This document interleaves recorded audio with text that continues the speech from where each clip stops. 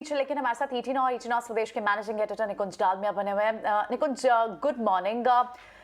बहुत क्लियरली आपने एक बार ये कहा भी था कि अप्रैल सेकेंड हाफ के बाद मार्केट में शायद एक रिवर्सल होगा, वीकनेस होगी, और कल जो हमने लास्ट आवर में जिस तरह की सेलिंग देखी है, क्या ये इंडिकेशन है कि वो रिवर्स हो गया है ट्रेंड? तिरंगा एक जोर का झटका लगा था 2:30 बजे जब मैं एंकर कर रहा था, 3:30 बजे जब मैंने स्क्रीन देखी तो मैंने रिफ्रेश बटन दबाया देखने के लिए क्या वास्तविकता में मार्केट के अंदर निफ्टी के अंदर 2-2.25% की गिरावट आई थी। 2% निफ्टी गिरा है जी कल, जब एक बार लग रहा था कि मार्केट एक अच्छा एक रीजनेबल लेवल पर बंद होगा, मार्केट में ज़बरदस्त गिरावट आई है।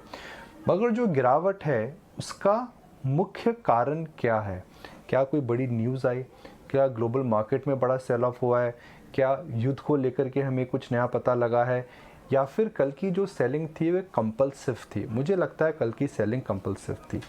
देखिए, ट्रेंड बड़ा एक साधारण है और बड़ा स्पष्ट है, जिससे हम समझ सकते हैं कि फॉरेन इंस्टीट्यूशनल इन्वेस्टर्स, विदेशी संस्थागत निवेशक रोज बिकवाली कर रहे हैं। बिकवाली के कई कारण हो सकते हैं।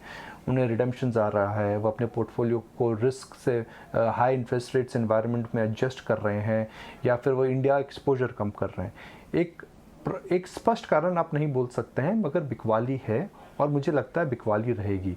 तो मार्केट के अंदर जो कल सेलिंग थी उसका जो नेचर था वो शायद कंपल्सिव था, और जब कंपल्सिव सेलिंग आती है तो उन शेयरों से दूर रहना चाहिए जिनके अंदर आपको पता है कि सेलिंग और आ सकती है। तो उन शेयरों को अवॉइड करिए जिनके अंदर एफआई ओनरशिप ज़्यादा है।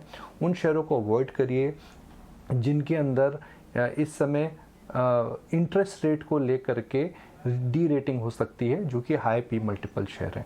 मुझे नहीं लगता है कि मार्केट एक तरफा गिरेगा, क्योंकि अगर मार्केट एक तरफा गिरने वाला था, कल रिलायंस में 4% उछाल नहीं आता, एसजीएक्स आज ऊपर नहीं होता, और जो क्रूड के अंदर जो गिरावट आई है उसको लेकर भी मार्केट को राहत मिलेगी। मगर मेरा ये मानना है, जो मैं भी मेंटेन करूंगा, that the first half will be different from second half. और देखने को मिल रहा है फर्स्ट हाफ का उछाल अरेस्ट हो रहा है। Mid and small cap stocks के अंदर जो हमने उछाल दिखा था वो भी सिलेक्टिव मूवमेंट आ रहा है, और निफ्टी भी ऊपर जाकर के थमसार रहा है। तो मार्केट ज़बरदस्त गिरावट नहीं लगती है, मगर उछाल जो आया था, मुझे लगता है best of the gains for the month of April are behind us. Right. Nikunj, good morning. आपने एक बहुत इंटरेस्टिंग बात बोली निकुंज, 4 स्टॉक जो हैं वो करीब 90% फॉल के लिए जिम्मेदार हैं। तो अगर इस बाजार को नेविगेट करना है तो आपको एफआई कंसंट्रेशन वाले स्टॉक्स से बाहर रहना पड़ेगा। इनफैक्ट कल अगर आप एक बार के लिए लास्ट हाफ आवर ट्रेड को निकाल दें तो निफ्टी ने 200 डे मूविंग एवरेज से काफ़ी अच्छा सपोर्ट लेके एक 100-150 पॉइंट का रिबाउंड नहीं मारा था। कोई और स्टॉक्स आपके नज़र में है इस समय जो काफ़ी राहत दे सकते हैं, जहां बचा जा सकता है? आईटी तो बिक गया, बैंक्स में डिवाइडेड है केस, किसी और चीज़ पे आपकी नज़र है इस समय? इसका है ना, सवाल का जवाब राहुल से पूछते हैं। राहुल, गर्मी में आप सबसे पहले क्या करते हैं? Sir, trading. अरे भैया, ट्रेडिंग के अलावा भी बहुत चीजें हैं लाइफ में। सर प्लीज रिपीट करिए। गर्मी आती है तो सबसे पहले हम क्या करते हैं? एसी चालू करते हैं। हम कोल्ड ड्रिंक पीते हैं। सर एसी चालू करते हैं, राइट।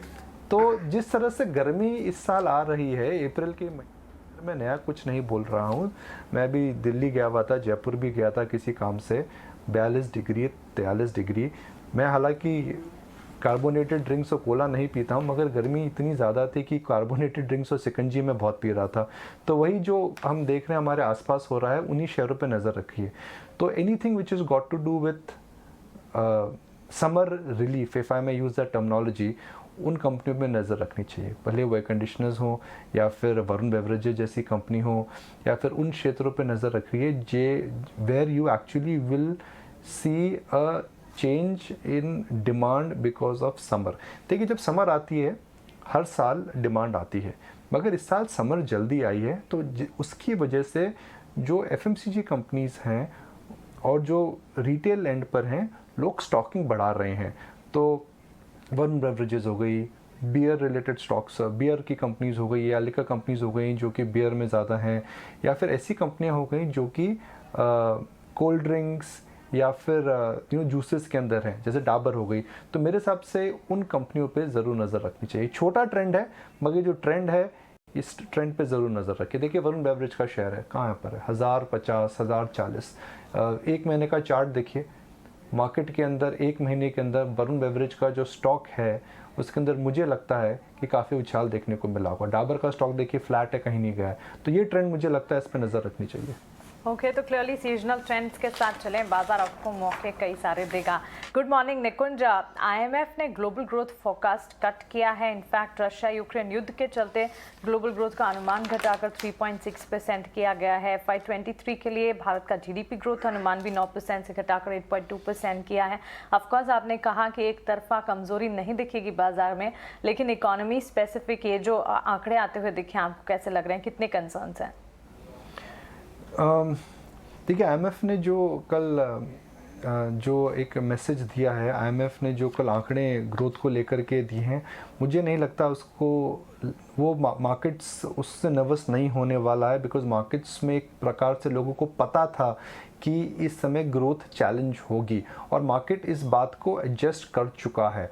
तो कोई नई बात नहीं है इस, क्योंकि जो हम ये व्यू मेंटेन कर रहे हैं कि इस first half of the April will be different from the second half of April, उसका प्रमुख कारण यही है कि इस क्वार्टर में मुझे नहीं लगता है कि that we are in for big earnings upgrade, we are in fact in for earnings downgrade. तो मार्केट इस बात को जानता है और मार्केट शायद इस बात से एडजस्ट हो रहा है। अब देखिए इन्फोसिस में अर्निंग्स अपग्रेड नहीं आई थी, टीसीएस के अंदर अर्निंग्स अपग्रेड नहीं आई थी, एचडीएफसी बैंक के अंदर अर्निंग्स अपग्रेड नहीं आई थी। मुझे नहीं लगता कमोडिटी और कुछ एनर्जी और कुछ सिक्लिकल स्टॉक्स को छोड़ करके किसी भी बड़े सेक्टर में अर्निंग्स अपग्रेड आने वाली हैं। तो क्योंकि आज आप और हम बात ये डिस्कस कर रहे हैं, मार्केट इस बात को ऑलरेडी फैक्टर इन कर रहा है। तो मानसी मैं यह बात शायद दोहराना चाहूँगा कि the fact that economy will slow down, यह बात मार्केट्स को पता है और यह इस आईएमएफ हेडलाइन का मुझे नहीं लगता है कि मार्केट में कोई बड़ा रिएक्शन आएगा। इनफैक्ट मैं कल फंड मैनेजर से शाम को बात कर रहा था इसी मैटर को, उसने कहा कि मेरे पास तो 15 ऐसी रिपोर्ट लास्ट 1.5 महीने में आई हैं जिन्होंने ऑलरेडी कट कर दी है ग्रोथ फोरकास्ट इंडिया की और ग्लोबली भी। तो अब आईएमएफ जो है वो 14वीं एजेंसी है जिसने किया है, तो बाजार को तो मालूम ही है ये। बट क्रूड नीचे आ रहा है, ये एक अच्छी बात है। इस पे हम आगे अनुराग सिंह से भी डिस्कस करेंगे, लेकिन अभी हम आगे चलते हैं और निफ्टी के लेवल्स। जी निकुंज, आप कुछ कह रहे हैं? हम इसकी बात क्यों नहीं कर रहे हैं अजय? आज हम एचडीएफसी बैंक और एचडीएफसी लिमिटेड की बात कर रहे हैं, मगर अच्छी खबर है कई भाई, कल रिलायंस 4% ऊपर गया था और रिलायंस एक बेहमत है, एक बड़ा स्टॉक है, हैवीवेट स्टॉक है। रुद्रा जी सब एचडीएफसी की बात कर रहे हैं, राहुल जी रिलायंस की आप लोग बात क्यों नहीं कर रहे हैं आज?